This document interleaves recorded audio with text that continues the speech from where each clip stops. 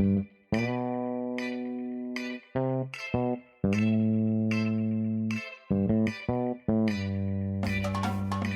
to Direction Incorrect, a Peoplings podcast with Cole and Scott. Today's guest, Fred Oswald. Thanks to our sponsors, Worklytics. Generate actionable insights from work data while protecting your privacy using workplace analytics with our partners, Worklytics. So, Fred, do you know Scott? Maybe I should. Is that the lead in here? Well, I think everyone should, right? No, actually, it was rather an embarrassing moment. I met you at, I think, IPAC in Atlanta. This is like 10 years ago. Okay. It was in the hospitality suite, and they had like free alcohol, and I was a grad student, and like, that's awesome. How you gonna turn that down as a grad student? And I remember talking to you, and I was like, oh man, I probably should not have done that.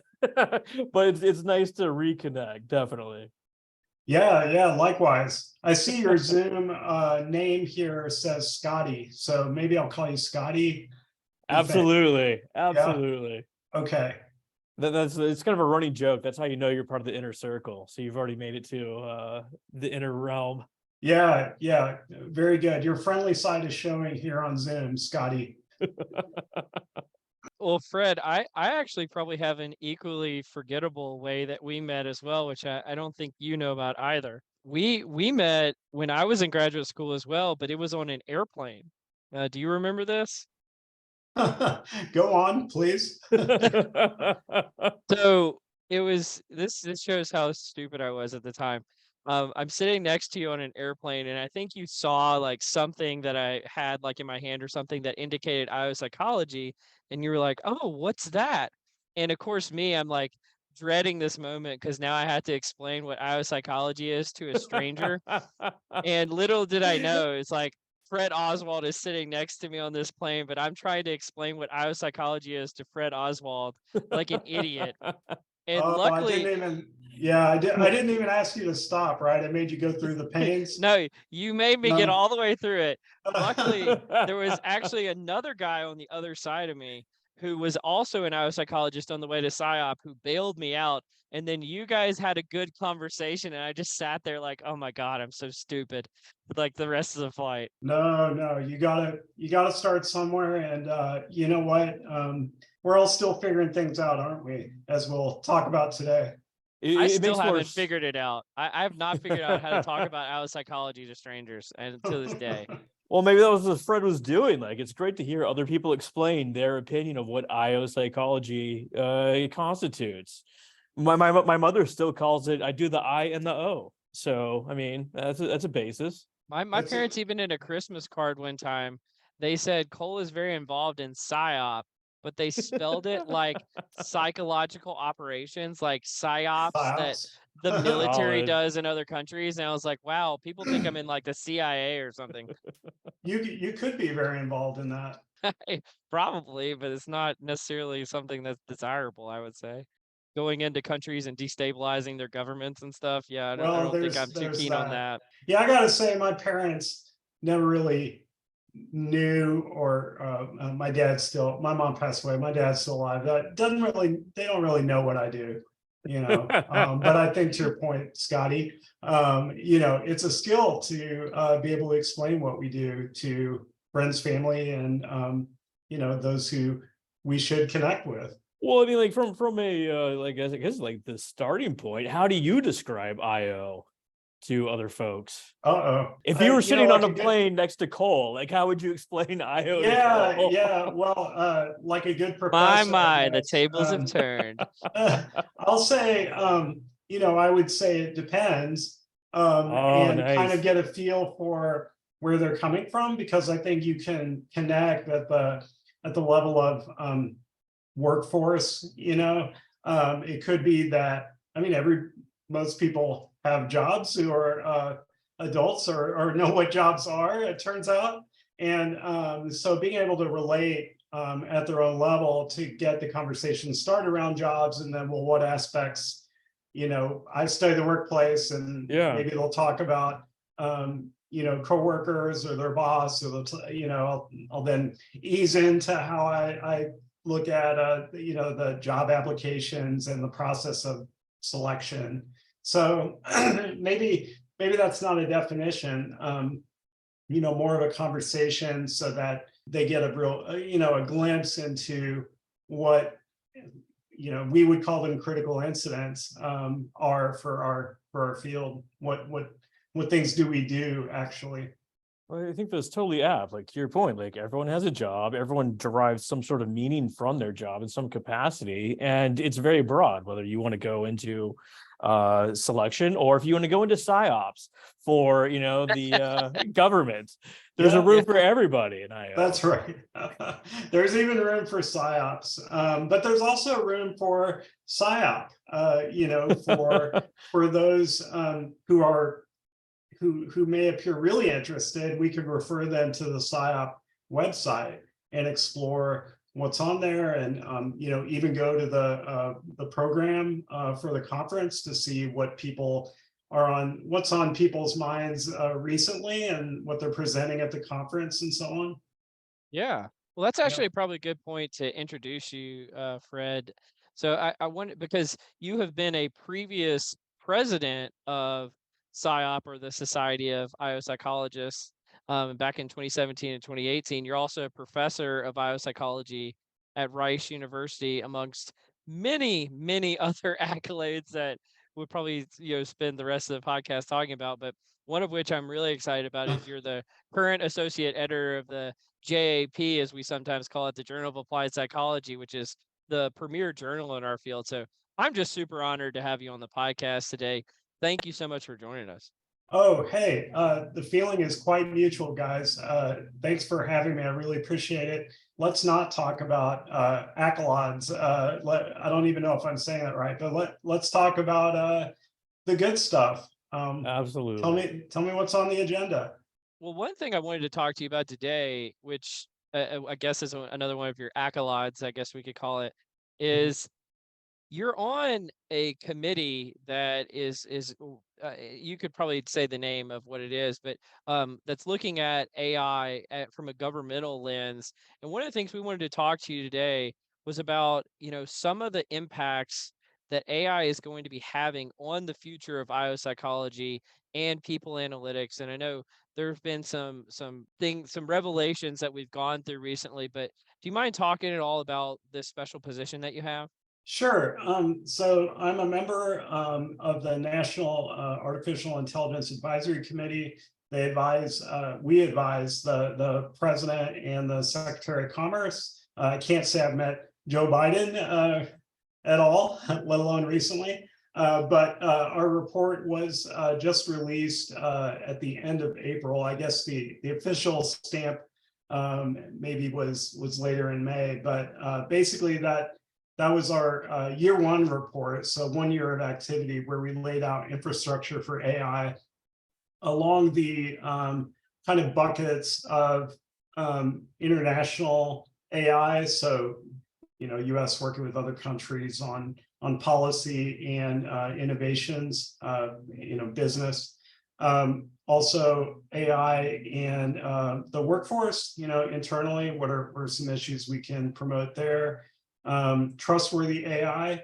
So a real push behind the initiative in the first place was the fact we need to develop trust in AI at all levels and preserve individual rights and civil liberties. And of course, with that comes the perennial concern and appropriately concern about bias across various subgroups that are already vulnerable in the world. And so it's very wide-ranging, very, very sweeping report, but focused on the federal level with the idea that, we are advising President Secretary of Commerce, so focus on federal work and then, see where that goes in terms of corporate stuff going on outside the government.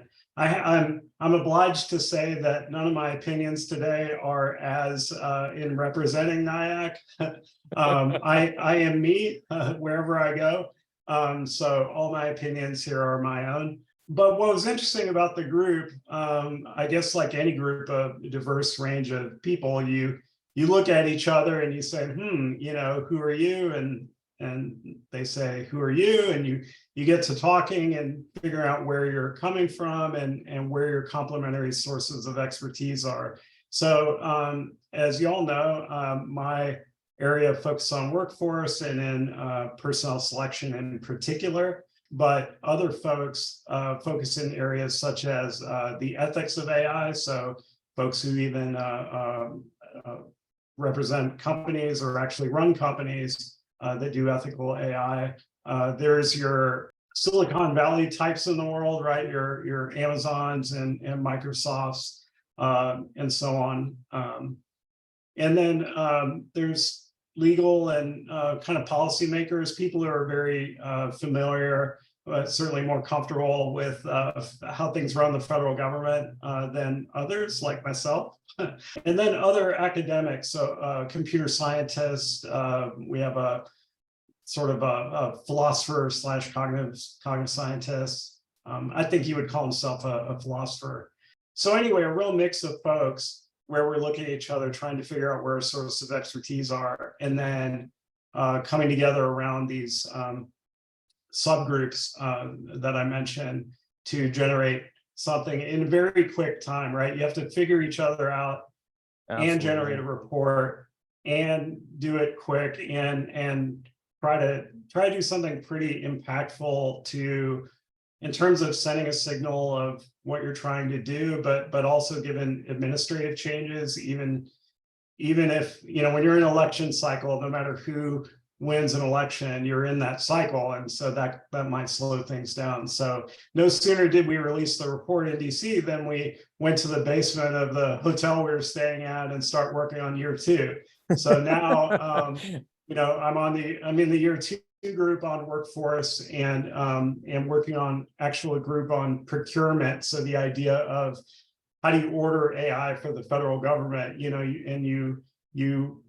you get a box of AI on your doorstep. How do you use it, implement it? You know, what are some, at least the part I'm interested in, which I think about in other arenas, is how should a discerning consumer, like an organization, think about AI? What questions should they ask? Whether it's selection tools or, you know, which I focus on, but something else too, like exoskeletons or, you know, your hybrid robot, your new coworker is coming out of the box. Maybe we can start right there. Like, you know, one of the most robust findings in IO is mechanical judgment is superior to individual, you know, subjective judgment, and AI would be a natural extension of that. But of course, there's hesitancy and bias, as you mentioned previously. What areas is AI most applicable to in IO, and where should we kind of like back off and take a moment? Great question. You know, since I wear my IO lenses everywhere I go, I think everything is relevant to what we do. But you bring a good question that some areas are more relevant than others. And even within IO, you know, I don't claim to be an expert in organizational change, right? Or, you know, leadership. Is anyone? You know? I mean, really? well, there's that. But you know, it does in those areas and others. Another job of committee members is to refer folks to experts present to the committee or to share materials. So behind everyone's backs, I've been letting them know about our expertise and sharing where there are resources if they would like them on a variety of topics. And so I mean, it's a true privilege to be on the committee, and it's you know, a real pleasure to be able to make those connections. I have enough gray hairs, what remains on my head, to know people, you know, that I wouldn't have known when I started, and so that helps me make those connections to inform what the committee is up to. But yeah, we have our strengths and we have our weaknesses, right? And so I don't pitch in on topics where I have nothing to say, and there are plenty of those. But then when something comes right up my alley, then I'll do something. And actually this was going back to the first point about us talking with each other and figuring out our expertise. I honestly wondered, where would I be able to contribute and make a difference? But sure enough, even in year one, when we talk about workforce issues and data and what government data are available in the ONED and Bureau of Labor Statistics, Department of Labor type data, I have something to say about that, that kind of thing. Well, I definitely think it transforms what we're doing with PSYOP as well, because I saw you were a part of this committee. I don't know if committee is the right word, but they put together the considerations and recommendations for validation and use of AI-based assessments for employee selection. And I think you were a part of that group. I'm sure what you're doing with the government probably was a helpful transition there, because I mean, you and a few other like key name folks like Dan Putka and Richard Landers and a few others published an article that we've talked about a few times on the podcast about evaluating NLP approaches to estimating KSAs and interest in job analysis ratings.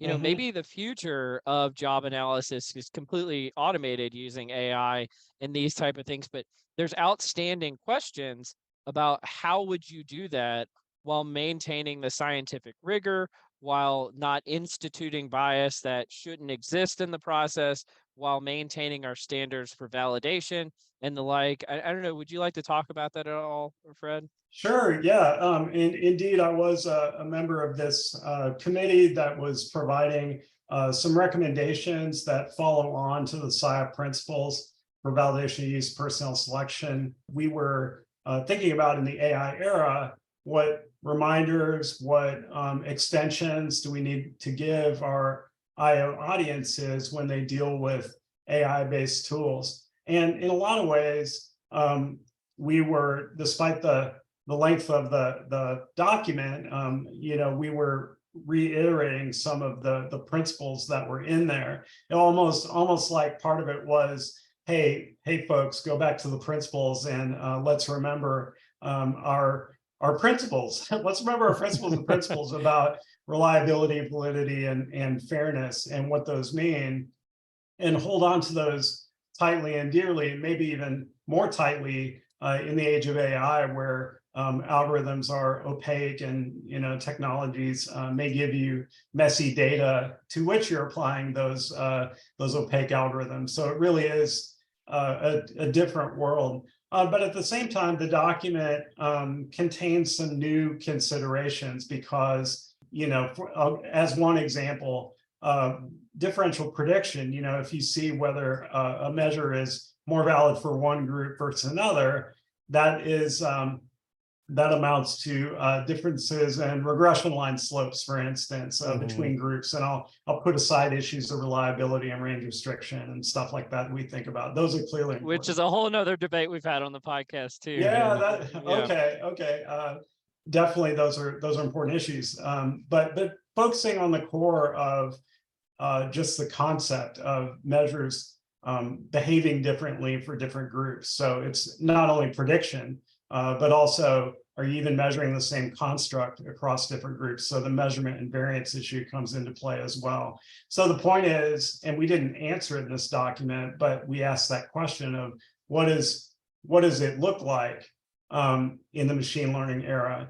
And those are, both measures reflecting constructs differently between groups and also measures predicting differently between groups. Those are arguably different types of bias, right?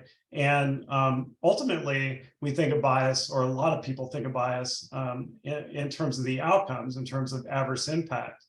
But there's this whole kind of system, right, of how we think about group differences that takes on different nuances in machine learning. So we tried to at least lay out a pathway to be thinking about that. And again, when we make advances in our understanding, we need to go back to the principles and revisit those foundations, because those are built on decades of insights by practitioners and researchers. Yeah. Like speaking about like insights and ideas from researchers, like one of the most impressive things about you is just like how prolific you are as a publisher. right? Just a million different things going out there.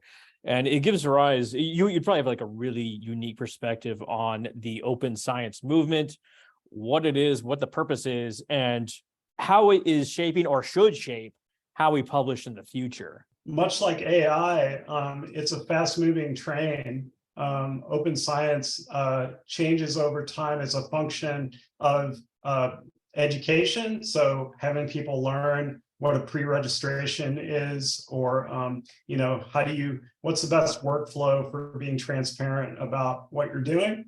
The technologies for doing that changes over time, and the ideas of where and when to do that change over time. So for example, journal policies, Journal of Applied Psychology has started to follow open science framework guidelines. But we want to advance the quality of our work. We want to keep improving it in terms of standards, but we don't want to, we understand practical concerns. Like if organizational data are proprietary, you want to publish from it, we're not going to demand that authors share it. It's simply impossible. Absolutely. So it shouldn't be a mark against somebody to, who has great data, great research question, but can't share the data. That's reality. But every paper is a piece of a scientific and practice-oriented conversation, right? We can make advances. We do make advances off of multiple papers, right? Not just one. So that paper may have its limitations, but another paper will contribute. It'll have limitations, but advantages that complement the limitations of the other papers. So I love this topic because I get involved in these conversations with different researchers that'll say, essentially they'll take a paper and just like rip it apart, like all the methods, and essentially claim that nothing from it is valid at all. Where I get it. We need rigorous methods. We need to, make sure we're as accurate as possible, but, nothing is perfect, and we can still connect the dots between different ideas. And like, just because like one study didn't find a significant relationship and another one did, we can combine these and try to arrive at a overall truth. And like, it just like really bothers me with the lack of ability to see, a lack of people's ability to see through this sort of mess. Yeah, I think as an editor, as you mentioned, Cole, I'm associate editor at JP currently. It's our job to kind of see through the mess, as you put it, Scotty. Right? It's how do you connect the dots as an editor? There's sort of a saying out there that reviewers are out there to criticize papers and editors are out there to rescue them. And in some sense, that's true, that editors kind of navigate and try to see the big picture, try to cut through and say, okay, where is there a diamond in the rough? And how does this speak to larger conversations about science and practice? And right, where's the value, in other words? And how can we guide somebody's research toward productivity? And then you have to decide whether the whole idea of R&R, revise and resubmit or rejecting a paper, how do you do that in light of understanding the big picture? And there's psychometric theory, or cutoffs on a test. The extremes are easy, right? Yes. Something definitely revise or definitely reject, but the middle is hard. And that's where we try to make better decisions. Maybe we need AI as a supplement to editorial decisions, to your previous point. AI in addition to open science. I am curious about this just from your perspective as an editor. I'm sure you've been an editor at other journals in the past as well. There seems to be an abundance problem in the scientific literature, in the sense that there's very few journals and many academics who are trying to get tenure, just trying to publish. And therefore, I imagine rather than a lot of diamonds in the rough being polished, there's probably a lot of diamonds in the rough that are never discovered, because of just the pure numbers. You can only accept a certain number, and so there's many things that never make it past muster. And I think Paul Spector even wrote about this recently, and something about like the ethics of peer review. And so I'm wondering, what's your perspective on peer review in general as a part of journals, and and some of the gamesmanship that seems to go on, and maybe some of these diamonds in the rough that might never be discovered. Yeah, you all are great in asking questions that have lots and lots of answers and aspects to it. So it gives me room to play. I think as a peer reviewer, peer reviewers have different levels of insights and responsibility, right? So they think about the nature of the work, the substance, in other words, the theories that is it being informed by prior scholarship that we all know is out there? How's it doing that? And then given the context that the author should be laying out there for the reader to understand and motivate the issue, how is the paper providing an incremental contribution? So peer reviewers are looking for that. Ideally, peer reviewers have some methodological knowledge. They may, it's why you have more than one reviewer, is that they complement each other to offer different aspects. Yeah. But hopefully having substance is important so that whether some methods are being useful for answering the question or not. If you're pure methods, that may not be helpful. And if you're pure substance, that may not be helpful either. So you're trying to collect both sides of that. But then, to your question about science, like how much should we be publishing? That's a great question. It's one thing to look at JP or any particular journal and say, here's the accept reject rate. But what does it look like across journals? So if you look at the global, of the output that is put out, that sounds weird, output that's put out there, what parts of it are not making it that should? And by the way, what parts of it made it that shouldn't, right? And experts can disagree on how to frame that question, but it's an important one, not just in terms of those sorts of decisions, but also the timing of it.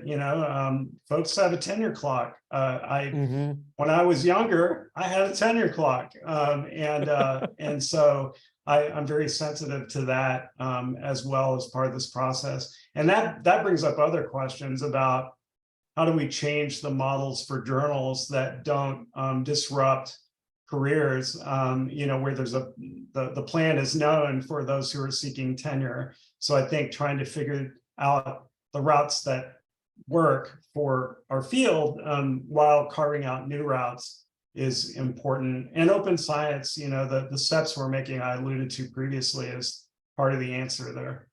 Well, I mean, like given the realities of the publishing, timelines and people needing tenure, is open science even like really feasible on a broad scale, or is it like have to be like journal specific? Well, open science involves a wide range of practices. So my take on it, partly it's out of my ignorance out of all the options in open science, but my take on it is, well, find pieces that you see out there that are good, that are relatively easy to do, where folks see the benefit of it. So it's doable, it's rewarded, it's and raise all boats a little bit, right? Give people a taste of it. So like data sharing, to the extent you can, do it. Pre-registration, try it. Like I have not, most of my work I have not pre-registered, but part of it is my work happened before the open science movement, but part of it's also like just getting in the habit of it. And I got to say, our graduate students really understand, they engage in open science, I would say in general, more than faculty, and know which parts more or less work for the field, right? Which parts are a little unclear, which parts don't work. So we definitely need grad students and early career researchers involved in conversations around open science. They are the future. For sure. Absolutely. Well, are there parts of open science that don't work? I know we had sent over in preparation for the podcast this IOP article about open science closed doors by Guzo Schneider and now Bantian is, I believe, how you say it. Are there any kind of limitations or deficiencies that we should be thinking about as well? That paper, it's been a while since I've read it. I actually was a reviewer on it. They sent it to me prior to publishing. But honestly, I'd have to remember.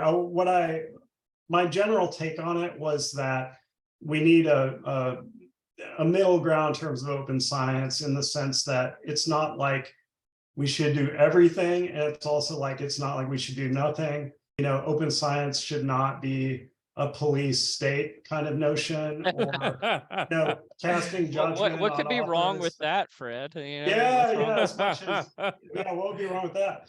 You shouldn't cast. It's not an issue of casting judgment on a paper based solely on open science being used or not, because again, as I mentioned, it reflects so many different practices, and we're still learning how to implement it, that we have to figure out the reality of it for not only our field, but for particular types of research within our field, where some aspects are more possible than others. Field versus experimental research, for example, might call upon different open science practices more commonly. Yeah, just from practical reasons. And I'll just tell you the reason why we bring it up with just about every academic we talk to, Fred, is I think the replication crisis hit us hard, and I don't really have a lot of prescriptions on the exact nitty-gritty details of what open science needs to constitute, but whatever can keep us away from our work failing to replicate is, I think, the mission that our field should really be taking to bear.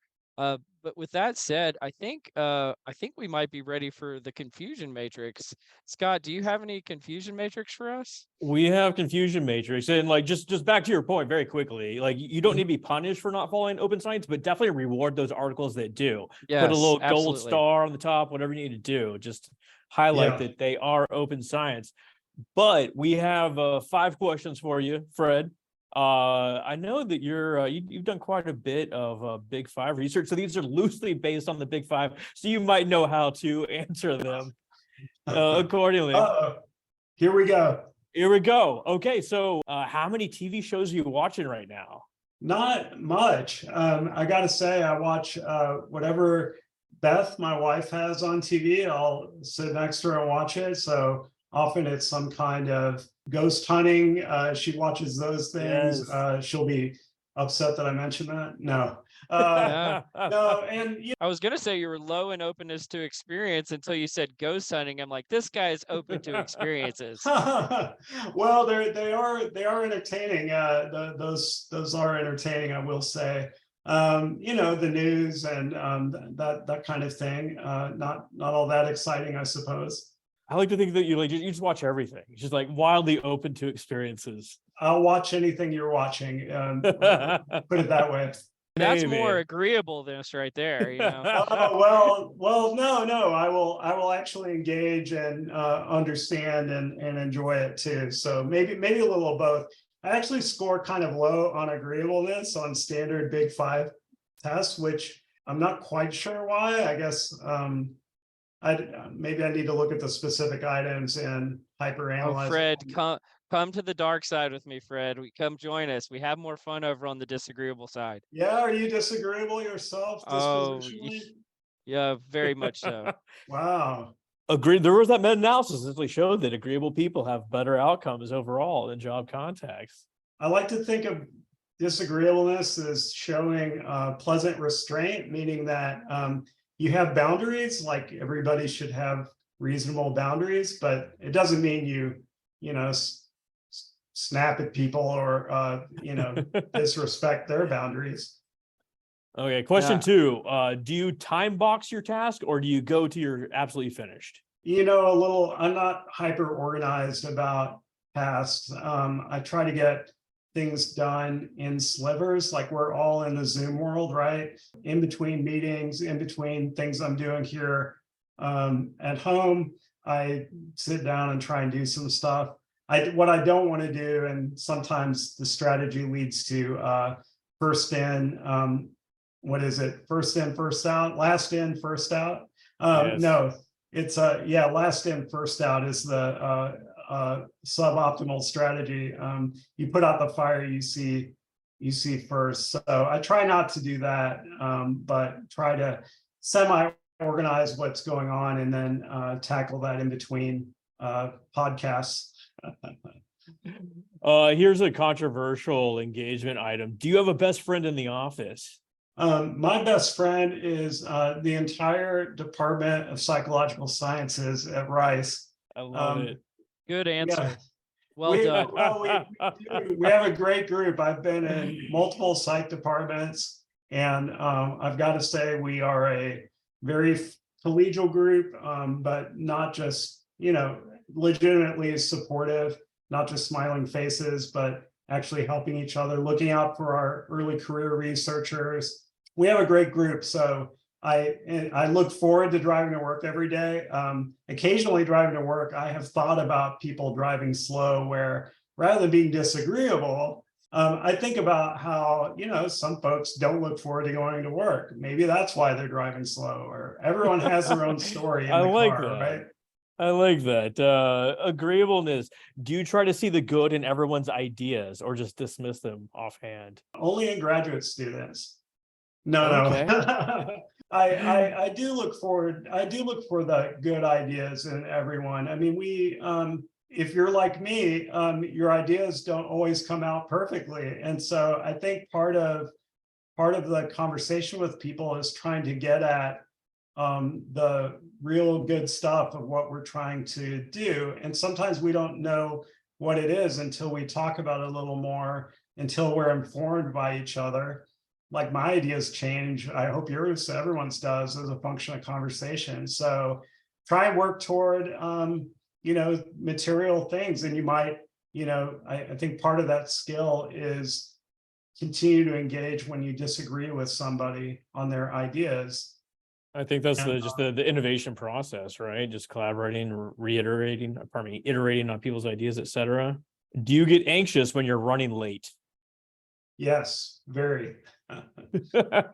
Yes, even over time, I get more anxious about that. I tend not to run late, but if I do, I'm not liking that very much. We have one write-in question. So I asked a tenured IO. I was like, I'm going to be talking to Fred Oswald. Like, what should I ask him? And she said, well, he probably lives in Rice Village or somewhere near there. What's his favorite Mexican restaurant in Houston? Oh, wow. Okay. There's an easy answer to that. But I live, I actually, for those familiar with Houston, or I don't know if you want to look me up and get on the satellite photo to see where I live. But I am. Let's not do that, please. Yeah. I'm on the west side of Houston, the Galleria area, just outside the Galleria. So I'm about 20 minutes to Rice, straight shot. It's very challenging to drive as anyone in Houston will attest, to drive on the highways in the morning during rush hour. Your head is on a pivot, and your blinker is not a request. You're telling people where you're going. So it's pretty challenging. But back to Mexican food, El Tiempo, I'll put a plug in for El Tiempo Cantina. Many locations, one near you, and margaritas are quite delightful. There you go. El Tiempo. Well, I had to put you on the spot, Fred. I did come down and you stood me up, buddy. Oh, what the heck, man? Oh, that was well, in my own defense, I had a unavoidable conflict.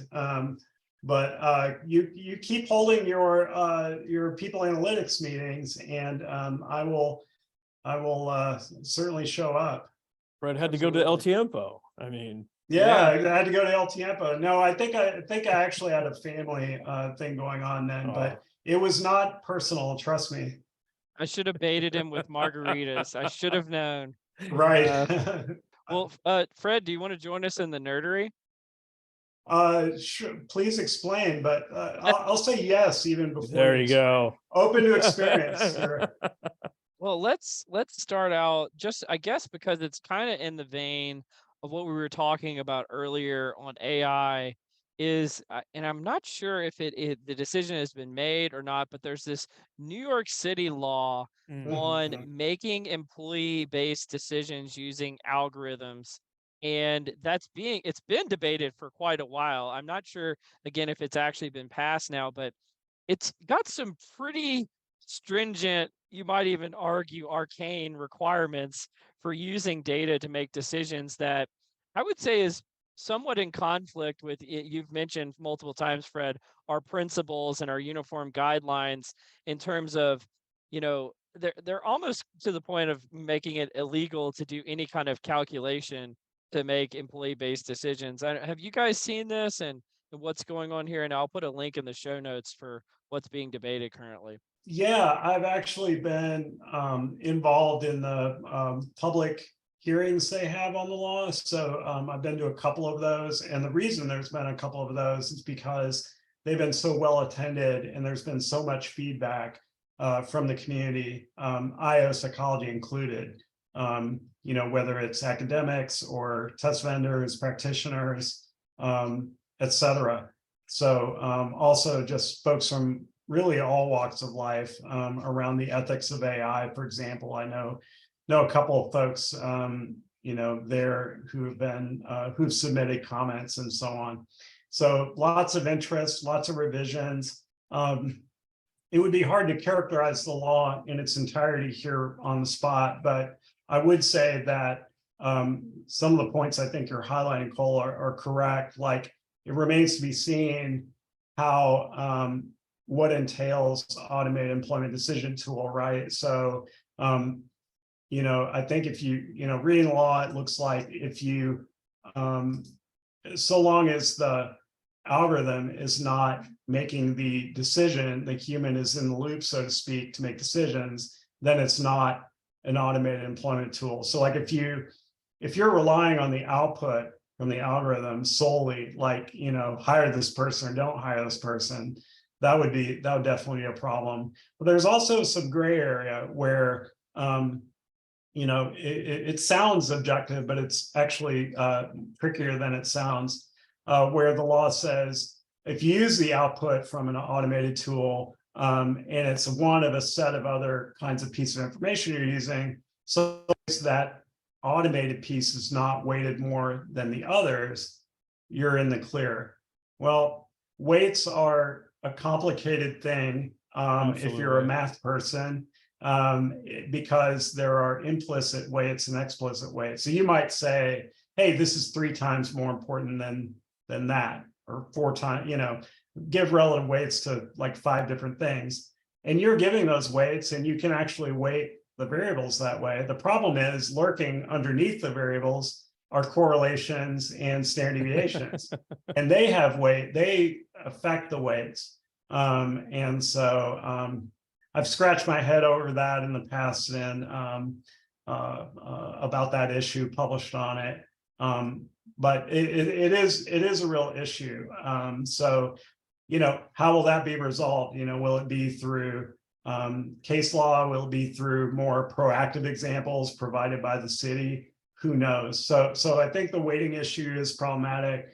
I think another issue is, when a vendor is just starting to use a measure and they don't have local data, and there's a provision to be able to rely on vendor data. It's like, well, how do you, what types of data should you rely on? And is it really generalizable if they have different selection ratios or different industry? I'd need to read the law more carefully. They may have revised that point to some extent, but I think it's definitely an issue as to how employers are going to be complying with the law when they're lacking historical data, and they ask the vendor to provide it, and those being able to bridge the gap between the vendor data and your local situation is of concern. Finally, just one more issue comes to play is the statistical accuracy issue. So you can say there's an adverse impact ratio, but how accurate is it? What sample size is associated with it? How do you interpret that? We've always struggled with that issue in our literature, and now it's coming into this law. Yeah, I think a smart man once said, you can tell it's broken by the way that it is. And you kind of see that in this scenario where it's like there's so much ambiguity that you bring up, and it's just not well devised and not well communicated. So hopefully it'll get resolved in a way that, obviously you want to protect people's rights and, protect their privacy and data. But the way it originally came out or publicized, it just felt like so overarching and not specific enough. Definitely. Everyone's trying to figure it out, and these laws are coming up everywhere, right? So New California, Jersey, GDPR, New Jersey, New York, Illinois already has some laws in place. California had a law proposed. I'm not sure, maybe it's been passed. So lots of laws coming up, and they're looking over. They're looking at each other, right? They're looking at the New York law for some guidance, and so on. So we'll see how this keeps developing. Well, can I make one last kind of practical point on it? I think Scott even started the podcast out with this. Like, one of our findings from science is that mechanized decision making oftentimes trumps, human decision making. And then what's going on here seems like human decision making, like, at least the premise behind it, from what I gather, is like human decision making is superior decision making. And I'm like, you guys have never met many humans, have you? Because like the decision making of humans is often poor, and we could probably use some data to get involved in this. Well, then you revert to things like nepotism and I like the cut of your jib sort of. Why don't we go back to the feudal system while we're at it? What could go wrong? Like, I mean, these are silly things. We need a break. So the second nerdery topic: how long of a break do we really need? And what should we do during this break to regain our fatigue? It's a really pretty interesting study. So it's a experimental study. They asked people to complete a task requiring vigilance. So it's changes in computer screen sort of things, and like respond to keyboard. So not too dissimilar to writing a doc or like sending emails and sort of thing. And then they manipulated the break condition. So one group, they had them watch a funny video. Another group, they had them watch a meditation video. Sounds boring as hell. And third group, they said, perform a similar but different task. And they also manipulated the break length. So either 1, 5, or 9 minutes for each of these conditions. Overall, all break conditions had at least a small replenishment effect. That's pretty cool. A funny video clip, no matter its duration, 1, 5, or 9 minutes, reported much lower fatigue. Participants whose break consisted of performing a different but similar task for 1 minute also fully recovered. That sounds implausible, but okay, whatever. They also reported lower levels of fatigue, and overall, short breaks are one effective way of improving feeling, energy, and replenishing feelings of energy and attention at work. Interesting. Very interesting. So get your TikTok out, watch some funny videos on TikTok. Right. Well, will it mean that employers will tell employees to make their breaks shorter? Take a micro break. The negative side. I love it. Yeah. Like you just need 1 minute. He is disagreeable. Yeah. I love it. I think there's a happy medium here for the right type of break. And of course, delves into detail of what type of tasks are we talking about on the job. Type of break would be interesting to manipulate, right? What kinds of things are you, there's an exercise or take a walk break. There's a stare out of the window break. There's listen to music break. When I want to make a comment, Scott, you talked about the meditation one. Have you ever heard of the Calm app? Yes. It's just like a collection of these sort of like ASMR sort of things, and they have a series of those videos on HBO, and I was like, what is this? I put it on. I'm telling you, it might be the most relaxing thing on earth. I was like, we watched it with my children. My children even calmed down. I was like, what are they putting, like, sedatives into this? Like, geez, this is the best thing. I've been through it, like, because I think they have like something like 8 videos. They're not that long, and we've been through the cycle multiple times at our house because it's just so dang calming. It's subliminal psyops right through the TV, right to your brain. Exactly. Pretty interesting. Yeah, I think, and to your point, like, can apps help us out as options for easy access to breaks that are designed for us? I think that's, in the age of AI, we talk more about personalization. So maybe these apps will figure out the break that's right for you in terms of length and type and so on. So that research sounds pretty interesting. We kind of touched on it earlier. Like I know that you obviously a prolific reader as well, Fred. I'm seeing like conflicting results on like the value of well-being in the office, like whether it has any effect or whether it's great for personnel. Have you seen anything that like shift your opinion one way or the other on what well-being sort of initiatives are doing? Yeah, this is a little bit out of my area, but I have seen enough work through editing to know that well-being research is certainly alive and well in thinking about it, whether it's from a experience sampling method perspective. So like let's get more in-depth data on how people are feeling over time. And are there cyclical effects or are there network effects based on who you're dealing with and what you're doing? So I think digging into those processes is really helpful because they, more closely reflect the reality of work and probably get at ties between well-being and productivity that we may not have seen otherwise. Also, I think well-being interventions are still alive and well, certainly, in the educational literature where you're thinking about a child's self-efficacy and self-esteem, and both of those are boosted by well-being, and certainly true in the workplace as well. And where you derive your well-being is kind of expands your scope on what to, whether it's taking a break, right? That could make you feel better, but also your social interactions, getting a task done well can boost your well-being in terms of the accomplishment and feedback and contribution you're making to the organization. So lots of ways to look at a important topic there. It is a really good point that there are many ways to function your well-being, and like the social aspects of the job are a major component, but it's not necessarily thought of as a well-being sort of tool, as it were. I had a flashback there for a minute there to when I worked at Walmart in high school, that my well-being on the job there was totally dependent on Billy working with me in the electronics section of the store. Positive or negative? Positive. Okay, good. Yeah, we had a great time. We had a great time, but also I think we did a reasonable job. Maybe I'd do it better today, but we were kids. But that keeps you going, right? It relates to your performance. It relates to turnover in some pretty direct ways. Maybe ways we don't research as much as we could. You had a best friend at the office. There you go. How crazy would it be if we were like, and we've got Billy here to join us on the podcast?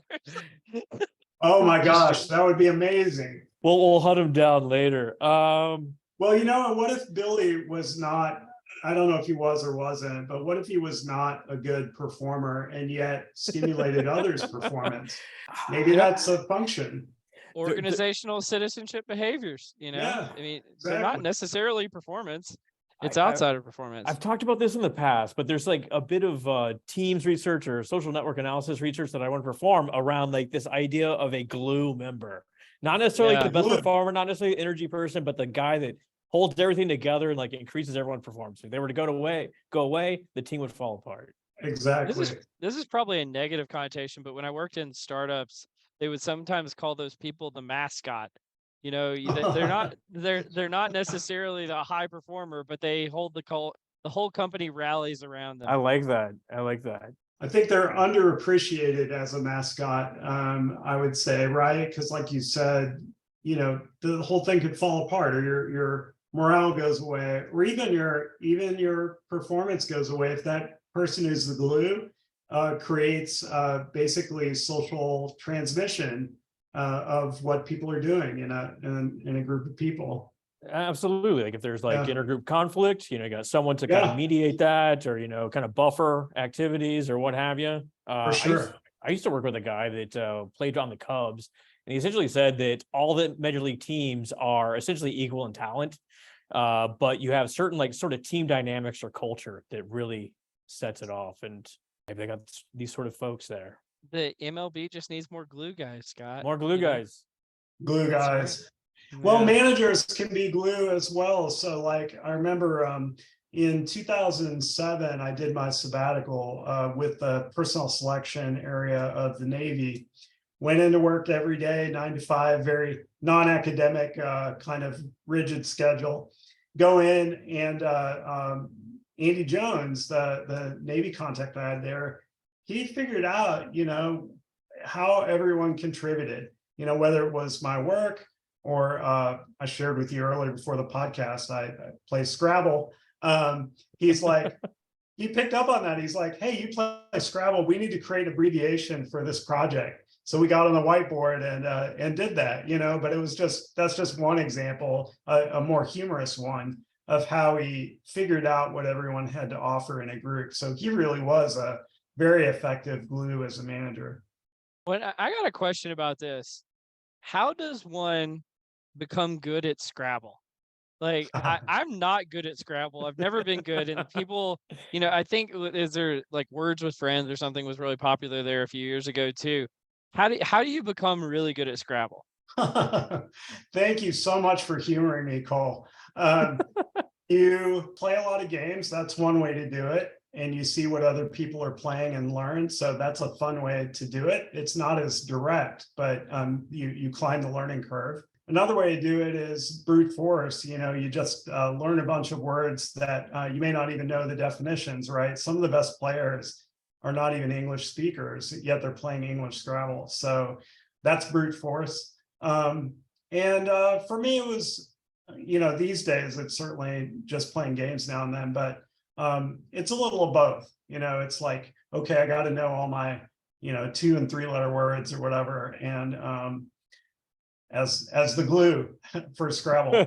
And then it's a thing. There's you take anything, right? You all probably have favorite hobbies where you have a group of people that affiliate with you. And I gotta say the group that plays Scrabble is a very quirky group, and I guess I have to count myself among them. And it's interesting. I haven't played in the Houston club for a while, years, but there is a club here waiting for me. XI feels like cheating, right? I don't even know what word that is, but I know it'll score.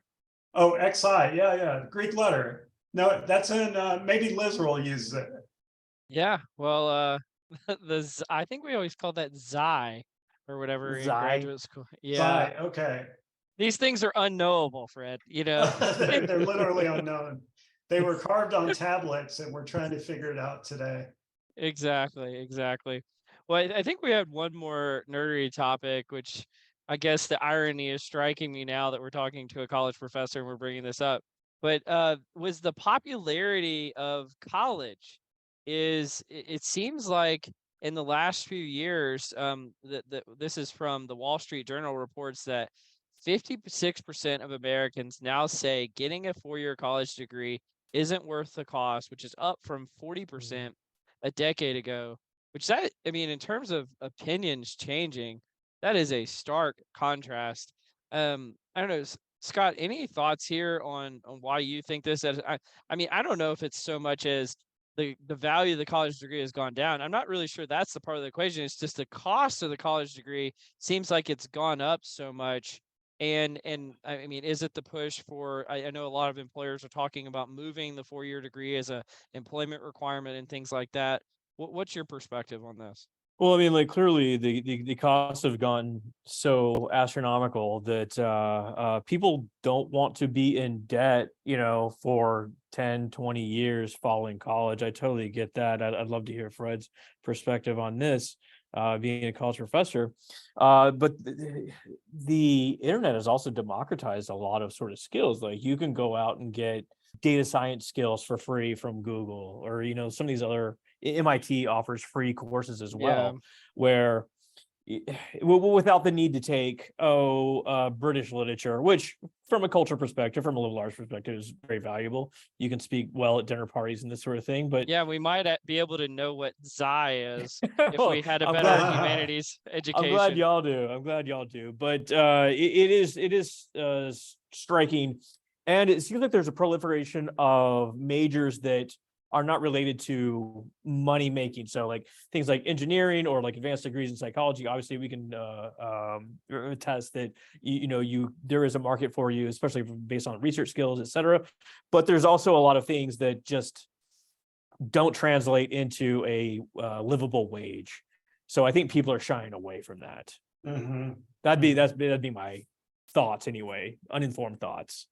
No, that sounds right. I mean, the educational landscape is changing in many ways. And I think answering this question in part would be useful informed by people who've gone through non-traditional pathways. So those folks who have gone online to get specific training in, coding, computer programming, or maybe technical skills, learning electrical or plumbing. Mhm. Maybe you can learn your skills that way. There still might be certification issues to get through that are standard no matter what pathway you took. But learning more about those options, I think, is very informative.